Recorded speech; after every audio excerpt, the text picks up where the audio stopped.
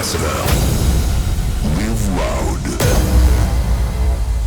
Welcome. This is the Live Loud podcast, the podcast in which we explore everything that has to do with the Live Loud lifestyle, which means going hard and getting the max out of life. My name is Johnny, and I host the show together with Peter, MC DV8, and well, just like last time when we had Frequencers and Rejecta here, Peter is not here, and there is a very, very sad reason for that. Peter, how are you doing? No worries. But since somebody in my inner circle was tested positive, I took some precautions, and that's why I'm not there. So better safe than sorry. So because you care a lot about the health of me and Mad Dog, you try to stay home. Thank you, man. Health, so that's why. Great, awesome. And I already introduced our the artist we have today, and I'm very, very honored to have this icon of the hardcore scene in the Live Loud podcast. Mad Dog, welcome. Hello. Hi, guys. How you doing? I'm doing fine. How are you? I'm pretty good. Pretty good. Yeah? Yeah, as Right. always. Hey, you have been a Decibel regular for a long time. Yeah. But before we go into your experience at Decibel, let's first start with the beginnings. How did you ever end up in the hardcore scene? Where did you start? Well, I started it was 93. I had 13 years old. And I'm from Rome. Yeah. Okay. And in Rome, we had this beautiful radio station called Virus. Uh-huh. And on this program Virus, they were used to play hardcore music, techno music, trance music, progressive, everything, you know. And well, I got in touch with the hardcore from that radio show, and after that, I went to the vinyl shop, which is a pretty historical vinyl shop in Rome, which is called Remix. Yes. And after that, you know, You caught the virus. yeah, definitely. The hardcore virus. Well, So- wrong name in the wrong period, but So when you were listening, I remember listening to the radio in the 90s, and I always had a cassette player Yeah. going on. Did you also try to record the songs Definitely. on a cassette player? yeah, definitely, and cut everything, of course. Yeah. And eventually, after was 93, around 98, 99. I had my own radio show in the same station, you know. Nice. It was pretty good, pretty nice time. Yeah.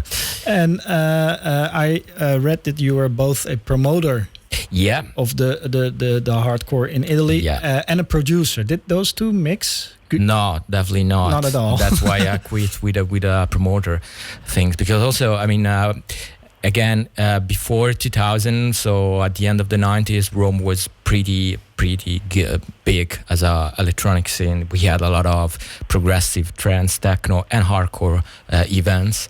And we were used to do this big party called Pronto Soccorso Rave, which means first aid rave. And we were used to have 4,000 people every time. But at one point, we tried to make something even bigger. But we had some problem and we lose all our money. So I had to go back and instead of, start it again, the promoter thing, I said, okay, let's quit everything and let's start a producer DJ career better, you know, and focus more on I can music. tell it was a good choice.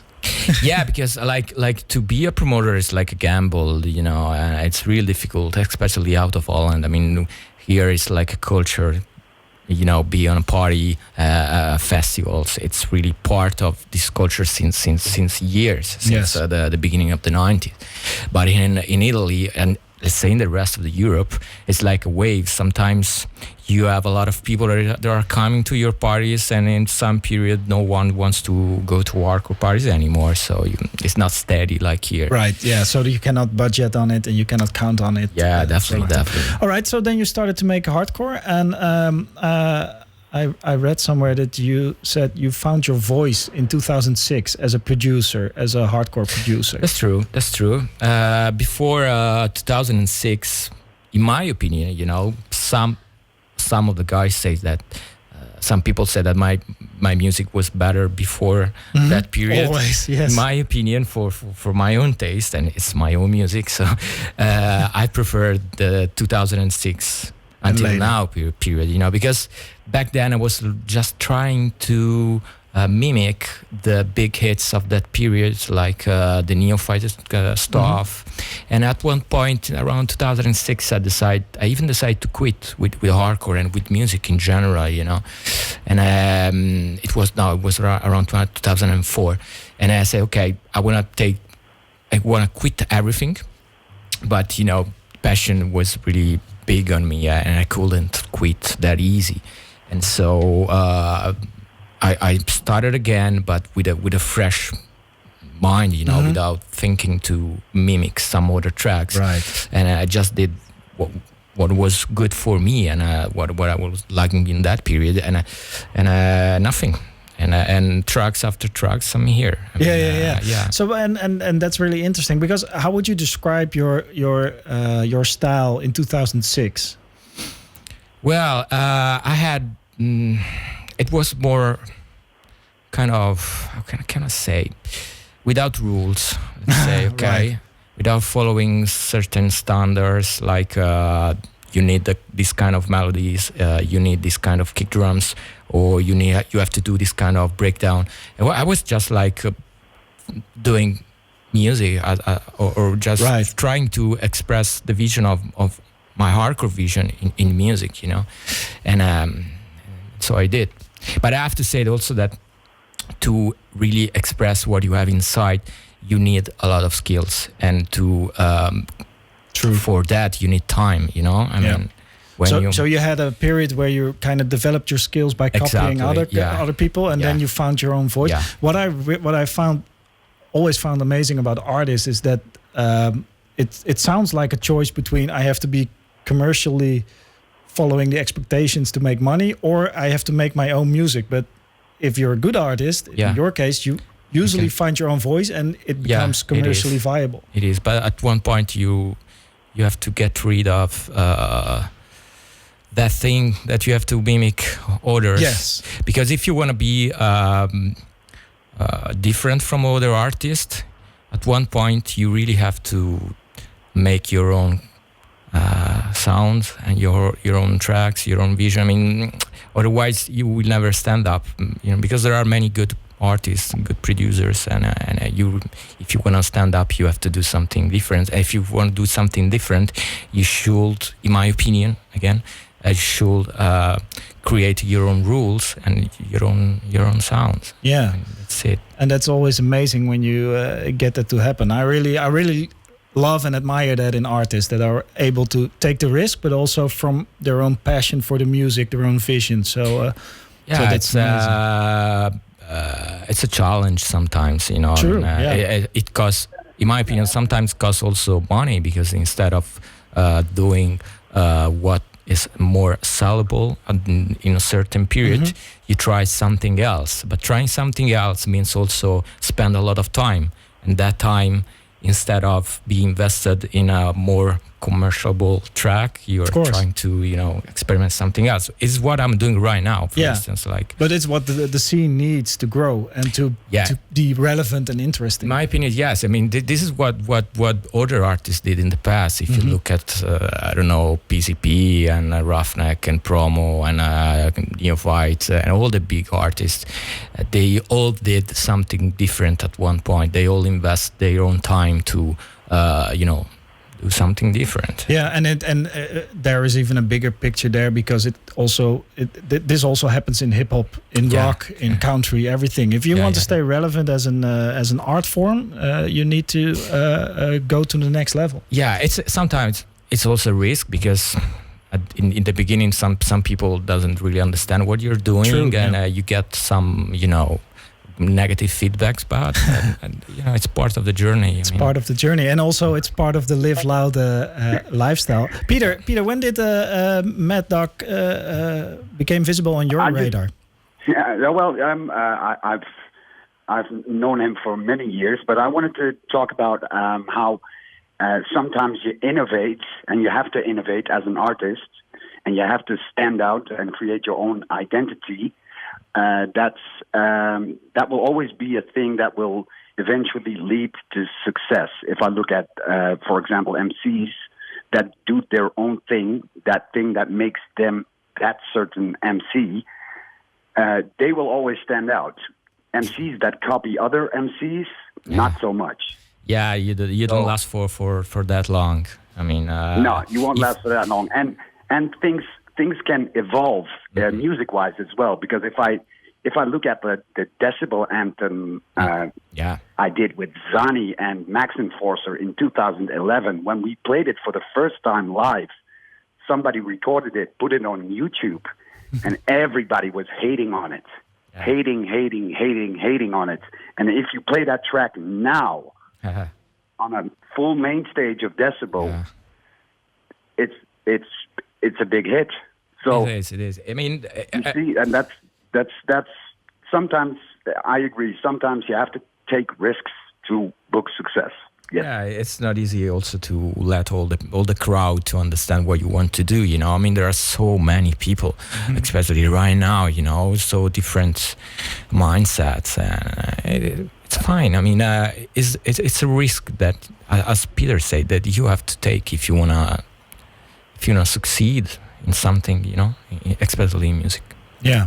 So we kind of touched on the subject of Decibel. You were there for the first time in 2008. Yeah, I think 2008. I'm not really good. I really have a short memory, like a redfish memory.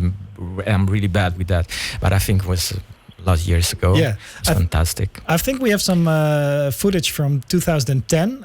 We're gonna watch right now. Okay. Yeah, I remember that shirt. It's bold. The shirt says minimalist. Minimal my ass. Minimal my ass. Yeah. That was like really a boom in that period in Italy about minimal, and they were all listening minimal, and it was really too minimal for me. Damn, I was young that time. We all were. Did you share a stage with MC DV8? Yeah, a lot of times at Decibel. We did the main stage. I don't remember exactly which year. I think 2014, maybe 15. We closed the main stage. Yeah, a little while back. Yeah. Yeah, a little while back. But we also did a lot of small parties back then. Time Out for sure, and maybe the first time that I saw you it was Time Out, maybe, and others. You know. What kind of a DJ is Mad Dog, Peter? The one who barks a lot. And I like his style because the thing is, I do it as well. I listen to like a lot of other genres, like rock, and within rock, very, very various things. And he does the same thing. And I recognize it in the records he makes and in the music he plays.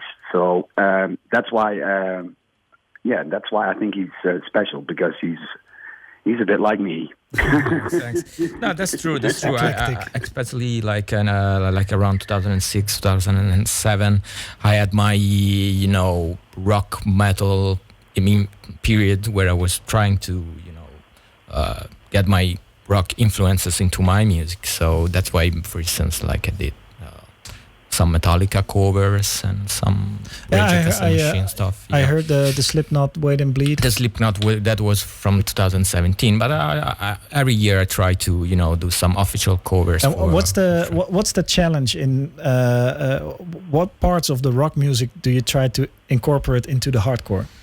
Is it the energy? There are so many. Yeah, the energy, of course. That's also something that I try always to do in my music, to translate in my music, and the harmonies and especially to find a great voice. And we have one of the best voice in the scene, because Peter has really a beautiful voice. He really can do everything he wants, and yeah. Right. Oh, thanks. No, it's true. Absolutely true. So, do you? What's one of the more memorable moments you had on Decibel? But for sure, the closing, the main stage, because I was waiting for that main stage for so long. You know, it was like just a real goal of my career, and it's so huge, man. Yeah. Wow, it's beautiful, you know, and it's fantastic. I mean, Can you when you this is what I wonder, and maybe Peter, you know about this as well. This feeling, can you comprehend when you stand on the podium what you're looking at when you're on the main stage? The audience, the energy, the vibe. Does it compute in your head what's happening at that moment? It depends. I mean, there are parties where you have all the lights in front of you and you can't see a shit for real. True, yeah. And but the Decibel, I remember the end of the stage and of the crowd. You know, so I mean, I didn't have all those lights on my face. So it was pretty good. Right. Very good. Yeah. It must be an amazing experience to. Yeah, it is because. It is because it's not only the people the people you see, the sight of the people or the like a big crowd in front of you, but it's also the you can literally feel the love for the music in the air. It's happy faces everywhere. It's everybody partying to the max. It's an undescribable feeling. Really true, and that sounds very cliche, but it's it true. is the truth. And also, I want to add that it's really special to close this kind of parties, this big stage, because it's like an achievement of your career, you know. And when you play, I mean, you go a step back on the year, and you think, okay, I'm here playing in front of all these people because it was a good year. I mean, I did something good in the year, you know. So it's an achievement. It's an achievement, really, and you can feel it during the set. Right. I mean, I can feel it during the set. I don't know the others, but that's it's again, it's the dedication and the passion and the love that you share with the people standing in front of you, which is the main thing. Of course, that's also a thing that we missed the last year. We couldn't perform. How did you experience this COVID years? Yeah. A lot of things changed in my life in these years, and not just because of the gigs, you know. But I have to say that I need it because I mean, I started when I was 16, right? So I had like almost 24 years of gigs, non-stop. And you're going all around the world, Asia, America. Yeah, especially in Europe, but of course also around the world. But it was really a lot, you know. And so I took this year and a half to try something different in studio, and I'm now trying to make something slower, and you know. And that's the new challenge, because that's a new challenge. Yeah. For what I understand, and Peter is more. Has more knowledge about this than I do, but there is a trend to going faster and harder. That's why the new EP is called Down Tempo. Right. Yeah. So now, and we've talked about this in the beginning, it's now a challenge to see if you can create your own space again within those trends. Yeah, exactly. This is what I'm trying to do. It would be like a 4 or 5 track EP. It's called Down Tempo, and it goes from 144 until 162 BPM. So it's not that fast compared to the nowadays hardcore, which is I like it. I mean, I have nothing against the high speed hardcore actually, but of course not. It's in our it's one of our characteristics as a genre to also develop that kind of BPM range. I mean, it's something that we grew up also with that range. Hardcore came from that range, from that BPM range. So we shouldn't forget about it, you know. So we have to release music around that BPM, in my opinion. Right. So is hardcore the BPM rate, or is it something else? What makes definitely something else? Right. No, it's not a BPM. Sometimes there are so many slow tracks that are harder than tracks at and to 300 BPM Right. for sure, especially the new hardcore, which is just noise, empty, empty noise. True.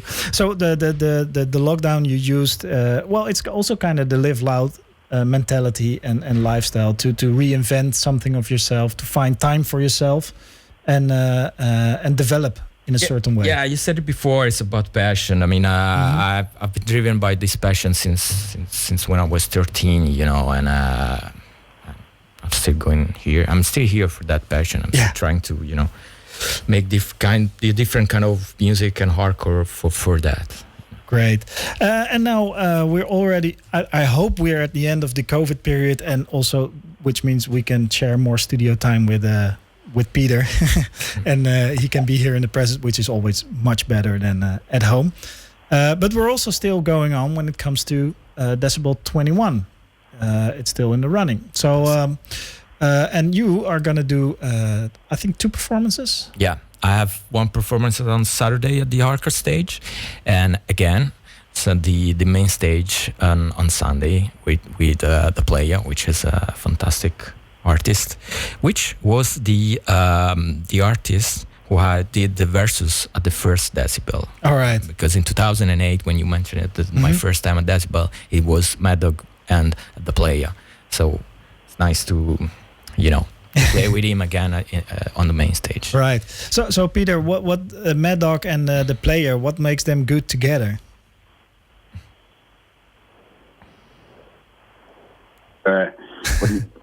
Difficult question. How do you say it? You're guaranteed to have a smashing closing set. That's what makes them special together, because they're both so experienced in what they do, and I can't wait for them to take the stage, because it will not be a disappointment. You're looking forward to it. By the way, can you guys hear the dogs barking in the background? I don't, but maybe the listener can, and then it will be a nice add-on to the ambience. It's a nice addition, because I moved to the quietest room in the house, and then out of nowhere, all the dogs in the neighborhood begin to bark. Maybe, we're here with Mad Dog, and who has his own label, Dog Fight, so I think it's only appropriate. It must have been. Are you going to try out or are going to show new concepts at the Decibel 21 on either one of the stages? Yeah, I will definitely, if it's finished, I will definitely play my new EP and the slow one, and I'm curious to see the reaction. To start at 140 BPM. Yeah. Well, it would be like maybe the first 15 minutes. I don't know. Well, we'll see. I mean, I usually I don't make plan. I don't like to do plan for my music, for my career. Actually, I just take everything day by day, because if I make plans for me means also deadlines, and deadlines, in my opinion, it's like the death of creativity.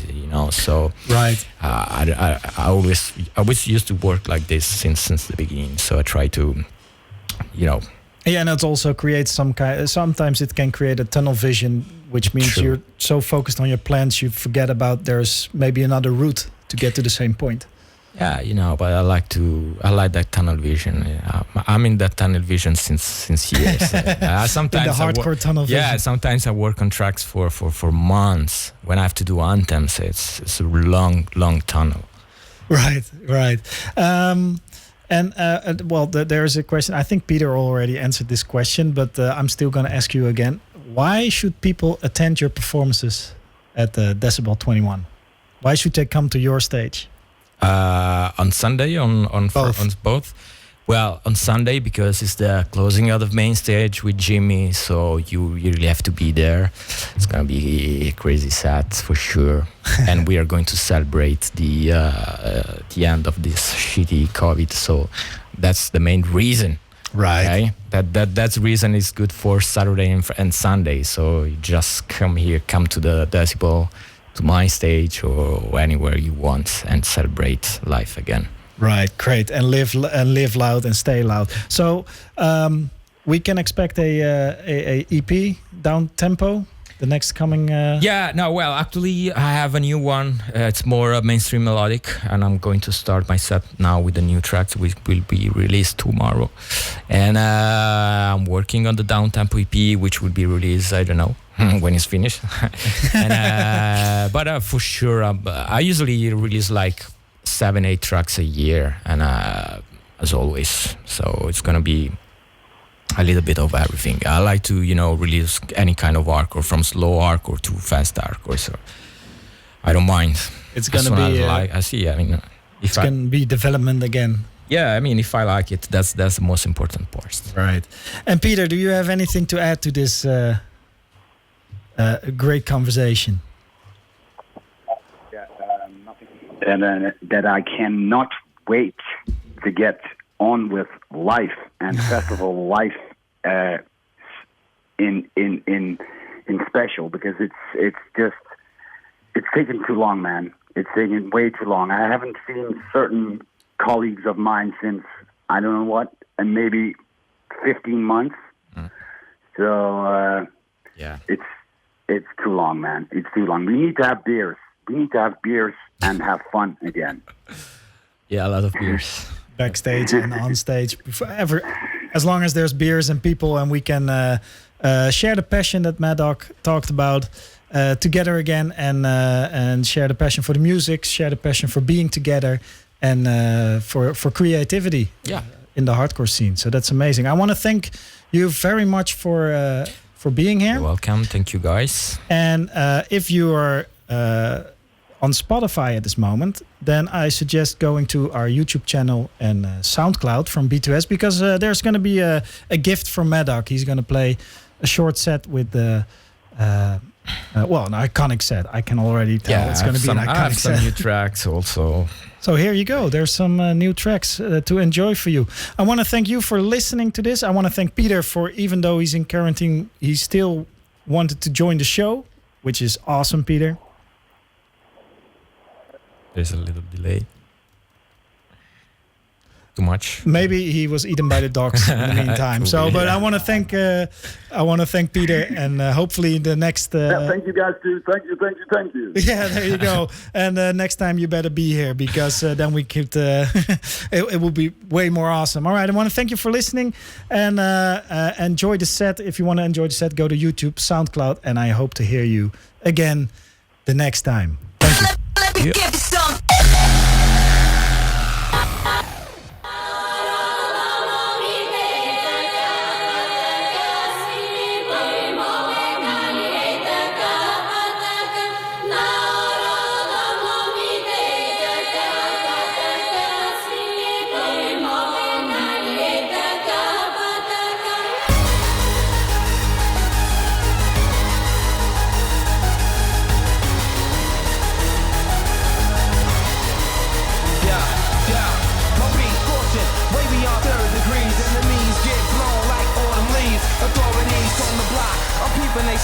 You hate me or you love me. Keep it moving in the mean streets.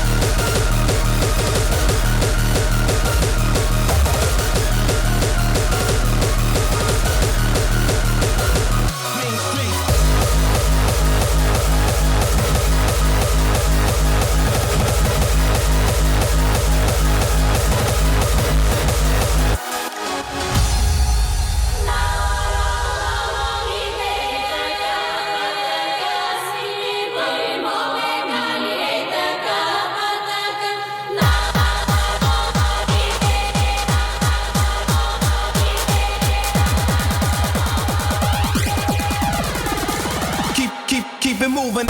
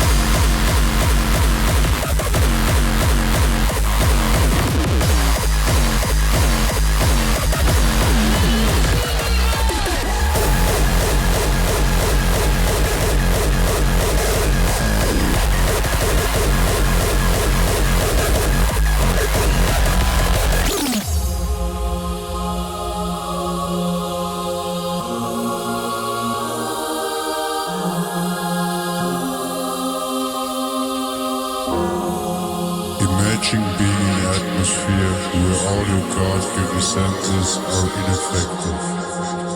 You may find yourself.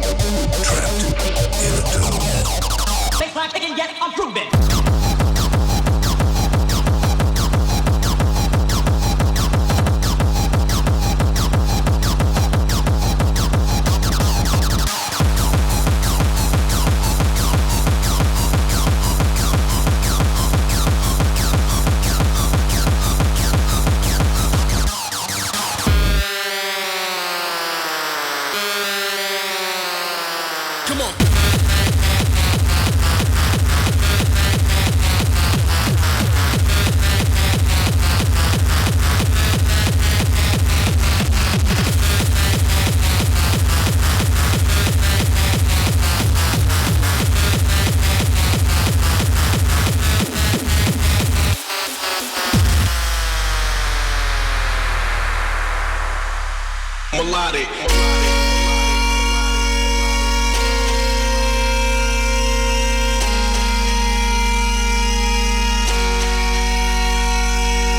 The music doesn't follow you, you follow the music. The music doesn't follow you, you follow the music. The music doesn't follow you, you follow the music. The music doesn't follow you, you follow the music.